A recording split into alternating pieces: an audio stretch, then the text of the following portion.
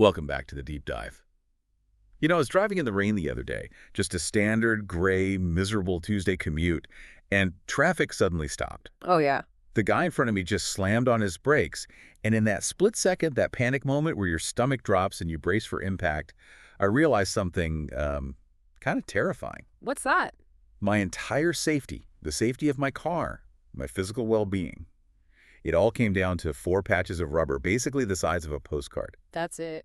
That is the only thing connecting me and my 2-ton truck to the planet. It is a sobering thought, isn't it? We obsess over, horsepower or safety sensors or whether the infotainment screen is high definition. Right. But if those 4 postcards fail, none of the other stuff matters. Physics just takes over. And yet, be honest, most of us, we don't think about them. Not until we have a blowout or, we fail an inspection. Yeah, they're an afterthought.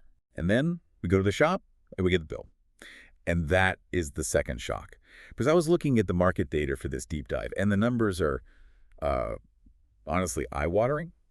The average American is dropping between $800 and $1,500 for a set of modern tires. Oh, easily. Especially if you drive a truck or an SUV, which statistically most of us do now. That's a mortgage payment. That's a vacation. Right. So today, our mission is kind of financial self-defense. Mm-hmm. But it's also about physics and engineering. Mm-hmm. We are digging into the world of all-terrain tires. Because there's this massive disconnect. Huge. We buy tires for the life we fantasize about. Living, crossing the Sahara, fleeing a zombie apocalypse, climbing a mountain. But we actually live in a world of rainy commutes and tight grocery store parking lots. Exactly. And that is the central conflict of tire engineering, isn't it? It absolutely is. It's the tension between the fantasy of off-roading and the brutal reality of highway physics. You want a tire that looks cool and digs into mud, but you also want to stay alive when you hit a standing puddle at 65 miles per hour. And for a long time, you couldn't have both. You had to pick one. You have to pick one, no question. And that's why I'm so excited about the data we have today. We've pulled independent testing from 2025. And I mean torture tests involving mud, snow, and thousands of boring but necessary highway miles. Mm-hmm. And the results are wild. We have $200 tires beating luxury options. We have legendary names that people have sworn by for 10 years that are finally, they're getting crushed by new technology. It's a real changing of the guard. We're going to count down the top 5, but really what we're going to do is teach you how to read a tire so you don't waste $1,000 on tire regret. Yes. We're looking for the Goldilocks tire, the one that handles the job site and the school run without compromising safety. Let's get into it. We are counting down the top 5 best all-terrain tires for everyday driving. These aren't just for rock crawlers. These are for the people who actually need to get to work on Monday. Yep. Coming in at number 5, we have a name that sounds like it should be on a construction site. The Goodyear Wrangler Duratrack RT. And frankly, a construction site is exactly where this tire belongs. The Duratrack name is. It's legendary in the work truck world. I've seen them everywhere. If you go to a frantic job site with nails and scrap metal everywhere, you will see Duratracks. It's an icon. But the original version had let's call it a fatal flaw for the casual driver. I think I know this one. Was it the sound? It was sound. Oh, yeah. The original Duratrack was notorious. Nope. For the first 10 or 15,000 miles, it was fine.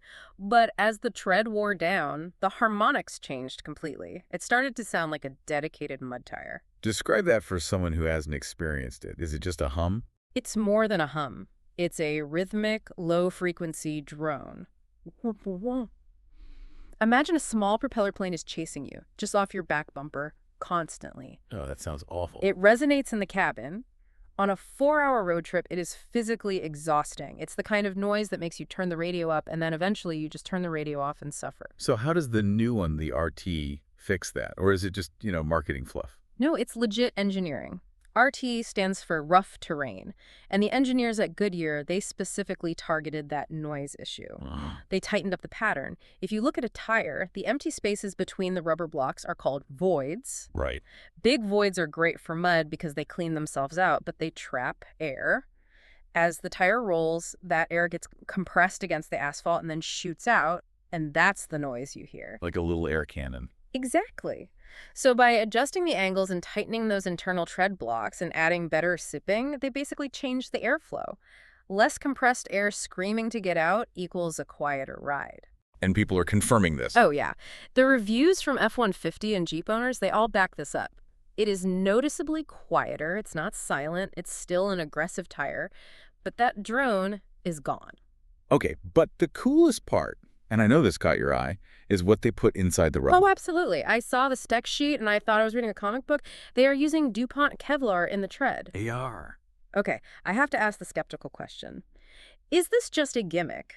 Or does having bulletproof vest material in my tire actually do anything useful? It's not a gimmick, but it's also, it's not bulletproof in this context. You can't shoot the tire and expect the bullet to bounce off. Right, okay. But think about what kills a tire on a work site. Uh-huh. It's not usually a clean puncture from a nail. No, it's something jagged. It's a jagged cut from a piece of shale Hmm. or a slice from a piece of rebar sticking out of concrete. Kevlar is incredibly resistant to cutting and heat. It acts like an internal shield. It keeps the structure of the tire together when it's being abused. So it's armor, basically. It is. And for towing, that structural rigidity is key. We have data from an F-350 owner who put 17,000 miles on these, specifically towing heavy boats. And what did they say? They noted that the squirm was gone compared to the previous version. Squirm. Yeah. That sounds unsettling. Yeah, it is. When you have a heavy trailer pushing the back of your truck, a soft tire will flex side to side. Okay. It feels like the rear end of the truck is floating or wiggling. It's terrifying at highway speeds because the tail of the truck is wagging the dog. I can picture that perfectly. The Durtrack RT is stiff. It plants the truck. That stability is a huge safety factor when you're hauling 5,000 or 6,000 pounds. Bet it handles the white stuff too, right? It's got the badge. It does. It carries the 3-peak mountain snowflake rating, often abbreviated as 3PMSF. And that's not just marketing. No, it means the tire has been tested and meets specific acceleration criteria on packed snow. It digs in well in slush and packed powder. However, and this is a disclaimer I'm going to make for every tire on this list, no all-terrain tire is a magic wand on pure ice. Right. Ice is ice. Unless you have metal studs, physics still applies. Exactly. But for a general-purpose winter tire, it's solar. Okay, so it's tough, it doesn't squirm, and it doesn't scream at you anymore. What is the catch? Why is it number 5 and not number 1? The catch is the ride comfort. It comes down to construction. Most of the Durtrack RT sizes are load range E. Okay, let's pause and explain that. Load range E. I see that on the sidewall, but what does it actually mean for my butt in the driver's seat? Great question. So tires have ply ratings. A standard passenger car tire is soft and flexible to absorb bumps. A load range E tire is built with thick, stiff sidewalls, often a 10-ply equivalent, to hold up heavy weight, like a pallet of bricks or a heavy trailer tongue. Oh. The trade-off is that the sidewall doesn't flex over potholes or expansion joints. It transmits that energy straight into the frame of the car. So it's like wearing steel-toed work boots to go for a jog. Perfect analogy. Great protection, but you're going to feel every single pebble. Exactly. If you put these on a light SUV like a Toyota RAV4 or even a lighter Jeep, it's going to ride like a tank. It's harsh. It's jarring. And the price? You're looking at $250 to $300 per tire, so it is an investment. So verdict on number 5. If you tow regularly, work in construction, or drive on sharp rocks where a flat tire ruins your day, buy it. It's an absolute workhorse. But if you just commute and want the look... It's overkill and you'll hate the ride. All right, moving to number 4. If the Goodyear is the worker, this next one is definitely the looker. We are talking about the Nito Ridge Grappler. And looking at the photos... This thing looks mean. It looks like it wants to fight you. It really does. It has an aggressive energy. Nito calls this a hybrid terrain. Hybrid terrain. That sounds fancy. What does it mean? It means they are trying to thread a very specific needle. They're bridging the gap between a standard all-terrain tire, which is, sensible, and a full-blown So they're targeting a very specific buyer. The person who wants that long aesthetic. Yes. The driver who wants the deep boards, the massive shoulder lugs, sidewall lettering that looks like medieval weaponry, but who actually spends 90% of their time driving to an office park. It really is the tire. For people who want their truck to look like a beast. But usually, when you buy a tire that looks like a circular saw blade, you pay for it with your ears. Mun tires are loud. Insanely loud. But the reporting on this one suggests a bit of a paradox. It is a paradox, and it's a brilliant piece of engineering. It looks loud, but it isn't. How is that possible? I mean, physics would suggest big blocks hitting the pavement equal big noise? It comes down to something called variable pitch tread patterning. Okay, let's unpack that. Think about a musical instrument. If you hit the same drum beat over and over at a consistent speed thump, thump, thump, that creates a drone, a specific harmonic frequency. And that's what annoys you on the highway. That's the maddening sound. Nitto used computers to slightly vary the size and spacing of the tread blocks. So some are slightly longer, some are slightly shorter, the angles are different. So instead of a consistent beat, it's just a chaotic rhythm. Precisely. The sound waves generated by one block cancel out or disrupt the sound waves from the next. It breaks up the harmonics so the human ear just hears white noise or wind rather than that drum. That is fascinating. So the noise is there, but your brain just ignores it? Essentially, yes. The source we analyzed cited a 3-year, 40,000-mile test by driving line on an F-350. And their verdict? Their verdict was that it delivers mud-terrain looks with all-terrain noise levels. Owners consistently say you can hold a normal conversation at highway speeds. That's the dream. Look like you're ready for the apocalypse, but inside the cabin, you're listening to a podcast in peace. But is it just for show? Does it actually work off-road? Oh, it works. They tested these in the Glamis sand dunes and on rocky trails in Southern California. One feature I really like is the stone ejectors. Stone ejectors, another term that sounds like a weapon system. What do they do? So, on tires with deep grooves, small rocks love to get stuck in there. We've all heard that clicking sound. Yeah, that tick, tick, tick. But in an off-road tire, as the rubber flexes, those rocks can actually drill into the casing. It's like a slow-motion drill bit. Oh, wow. Stone ejectors are little raised ridges between the tread blocks that help physically pop those rocks out as the tire spins. It saves the tire from drilling itself to death. Okay, so it looks cool, it's quiet, it handles rocks. Where's the cliffhanger? Because there's always a gotcha. The gamble is financial security. The Nitto Ridge Grappler does not come with a treadwear warranty. Whoa. Wait. Yeah. If I'm spending $300 a tire, $1,200 total, Yeah. and they wear out in 20,000 miles, I'm just out of luck. You are on your own. Now, to be fair, anecdotal evidence from long-term owners suggests they can last 40 to 50,000 miles with regular rotation. But if you get a set that wears out fast, or if your alignment is slightly off and they chew up, you have no safety net, no one to call. That is a tough pill to swallow when you're spending that kind of money. And prices are high on this one, right? Very high. $280 to $350 a tire. It's a premium price for a product with no mileage guarantee. And how about winter? It's hit or miss. In deep powder, they're okay because those big lugs act like paddles. But on hard-packed snow or ice, the stuff you actually encounter on a plowed highway owner's report they can pack up. Meaning? The rubber gets hard, the snow gets stuck in the voids, and it becomes a slick. It just turns into a sled. So the verdict on the Nitto. It is the choice for aesthetics and for dry off-roading. If the look is your absolute #1 priority, this is the winner. But you are rolling the dice on longevity. Moving into the top 3, now we're getting to the real heavy hitters. Number 3 is the Toyo Open Country AT3, and the key word here seems to be balance. Absolute balance. The Toyo Open Country is a massive seller, and for this AT3 version, Toyo completely overhauled the design. They didn't just tweak it, they rebuilt it from the ground up. Why? What were they trying to fix? Primarily wet and snow handling. The previous model, the AT2, was a very durable tire. It lasted forever, but it could get a little slippery when things got wet. The AT3 uses a brand new rubber compound and Fred design that grips much better in rain. It also earned that 3 Peak Mountain Snowflake rating we talked about. The testing on this one for Motor Trend was pretty comprehensive, right? It was. They ran it through everything: highway cruising, mud, gravel, snow. And the word that keeps coming up is confident. It didn't necessarily win every single category, but it performed well in all of them. It's the jack of all trades. One thing that stood out to me in the notes was hydroplaning resistance. I feel like hydroplaning is one of those things that is just terrifying for everyday drivers. Can we explain the physics there? What is the tire actually doing? Hydroplaning is arguably the most dangerous situation a commuter faces. It happens when water builds up in front of the tire faster than the tread can evacuate it. So it's like a boat. The tire literally lifts off the asphalt and rides on a wedge of water. Yeah. You lose all friction. You have zero steering and zero braking. Terrifying. The Toyo's tread pattern is designed with specific channels, think of them like little aqueducts, to pump that water out to the sides incredibly fast. It keeps the rubber touching the road. For a daily driver, that is a critical safety feature. Let's talk about the hidden costs, though, because we mentioned the AT tax in the intro. Yes, this is something every listener needs to be aware of. When you switch from a standard highway tire, the smooth ones that came on your car, to an aggressive all-terrain like the Toyo, you are adding weight and you are adding rolling resistance, friction. And friction costs money. It does. You can expect about a 1.5 mile per gallon hit to your fuel economy.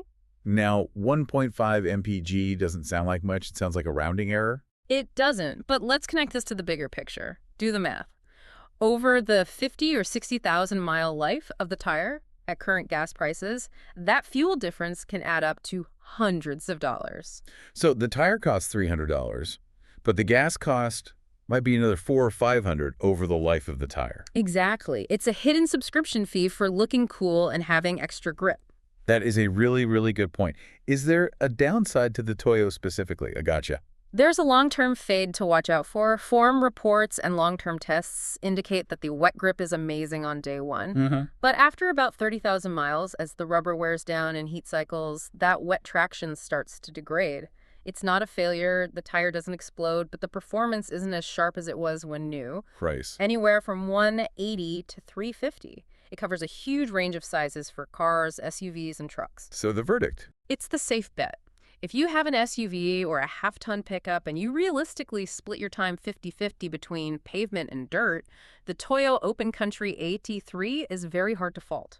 It has a strong warranty up to 65,000 miles for lighter duty sizes, so it removes that financial anxiety we saw with the Nito. Okay, we are at number 2.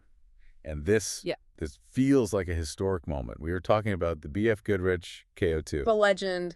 The GOAT. This tire has been the king for, what, a decade? If you close your eyes and picture an off-road tire, you are probably picturing the KO2. But it's at number 2. It's been dethroned. It has. But let's be clear. Being number 2 in a field this competitive is still incredible. The KO2 is the gold standard. It was developed using technology from Baja off-road racing. And that heritage really shows in the toughness, right? I saw the term core guard technology. Yes, core guard. Basically, the sidewalls are 20% stronger than the previous generation. And the sidewall is the weak spot. It's the weakest part of any tire. If you pinch it against a rock, it pops. BFG made these sidewalls incredibly thick and extended the tread down the side to protect it. This is the tire you trust not to puncture in the middle of nowhere. It is built for survival. And the testing backs that up. Independent reviews put it near the top for off-road grip, specifically in dirt handling. It dominates in dirt, and surprisingly, it is excellent in snow. The aggressive sipping those little slits in the tread blocks gives it a lot of biting edges, but it also uses a technique called snow-on-snow friction. Snow on snow. That sounds counterintuitive. Don't you want to clear the snow out? In deep slush, yes. But on packed snow, the best thing to grip snow is snow. Think about making a snowball. It sticks to itself. Okay. The KO2 has interlocking tread blocks that trap a little bit of snow. That trapped snow then grips the snowy road better than rubber alone would. We see owners in Alaska and New England running the KO2 year-round. And gravel. I saw a stat that the tread life on gravel is double the previous generation. Which is insane. Gravel eats tires. It acts like sandpaper. So doubling the life there is a testament to the rubber compound. So if it's so tough, so proven, and so good in snow, why isn't it number 1? Why are we calling it the dethroned king? It comes down to age and comfort.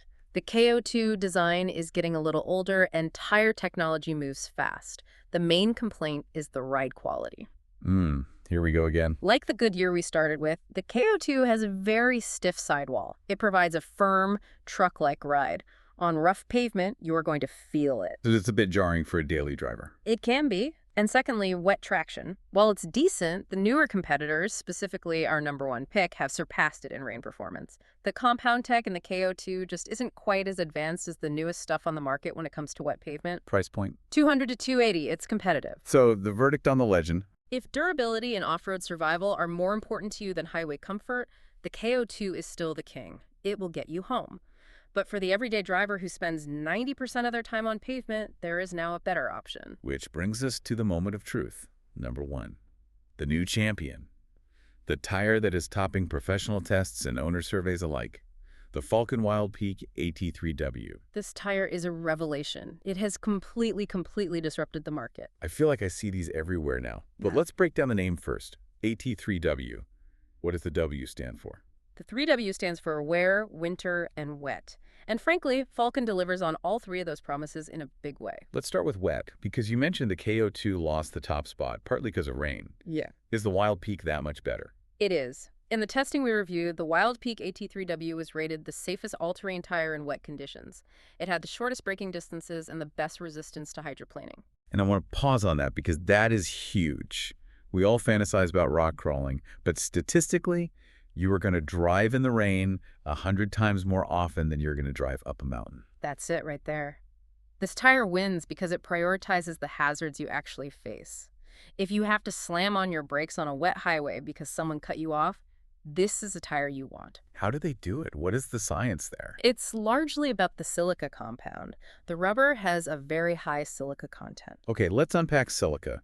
That's essentially sand, isn't it? Why do we care about sand in our tires? This is the secret sauce. Old school rubber gets hard when it gets cold or wet, like a hockey puck. A hockey puck slides great on ice, which is exactly what you don't want a tire to do. Right. Chemically, silica acts as a filler that binds with the rubber polymers and allows them to remain flexible even when the temperature drops. A silica-rich tire stays soft and pliable, so it can grip the microscopic texture of the road. So instead of skidding over the tiny imperfections in the road, it kind of flows into them. Exactly. That flexibility is also why it earned the Three Peak Mountains snowflake rating. It doesn't turn into a plastic brick in the winter. But usually, soft rubber wears out fast. Think of a pencil eraser. And that's the magic. Falcon figured out a way to make it durable and flexible. But there is another piece of tech here that I find fascinating. Heat diffusing technology. That sounds like something from a spacecraft. What does it do for a tire? When you are towing a heavy load or driving fast on the highway in the summer, the sidewall of the tire builds up a tremendous amount of heat. Sure. And heat is the enemy of tires. It breaks down the internal structure and the glue holding the layers together. The Wild Peak has specially designed ribs on the sidewall that help dissipate that heat. It acts like a radiator for the rubber. So if you're towing a camper across Arizona in July, this tire is protecting itself from a meltdown. Correct. It prevents premature breakdown. Now let's talk about money, because usually when you have the best product with the most tech, it's the most expensive. That is the best part. The Wild Peak is remarkably affordable. Prices run from about $170 to $280. But the real metric here is the value equation. Cost per mile. Yes. When you factor in the purchase price and divide it by the expected mileage, thanks to a massive warranty of up to 65,000 miles, the Falcon comes out as the most cost-effective option. It is the lowest cost per 1,000 miles driven. We had that one example of an owner with a 2WD truck. We did. 40,000 miles documented. Regular off-roading, highway driving, and the tires still looked healthy. They were incredibly slowly. So it wins on safety in the wet, it wins on winter performance, and it wins on value. It's hard to argue with that. It really is the best overall value. It handles the boring stuff, rain, commuting, wear perfectly, but it's still rugged enough for your weekend adventures. It has these deep sipes, they call them 3D canyon sipes, that allow the tread blocks to flex without becoming unstable. It's just smart engineering from top to bottom. So, number one is the Falcon Wild Peak AT3W.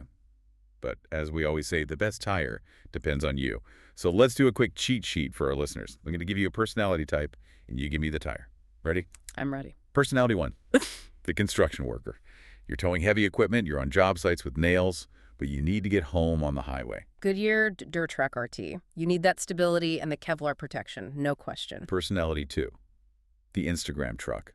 You want it to look aggressive, like you're running the Baja 1000, but you mostly drive to the mall and you hate noise. Nitto Ridge Grappler. It's the best-looking tire that won't drive you crazy with noise. Just be aware of that warranty situation. Personality 3, the survivor. You live in the middle of nowhere, lots of gravel, lots of sharp rocks. You need toughness above all else. BFG KO2. It is still the toughest sidewall in the game, period. Personality 4, the balanced commuter.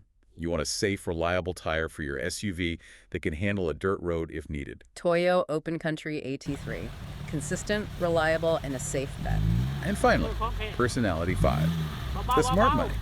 You want the best safety in the rain, winter capability, and the best bang for your buck. Falcon Wild Peak AT3W.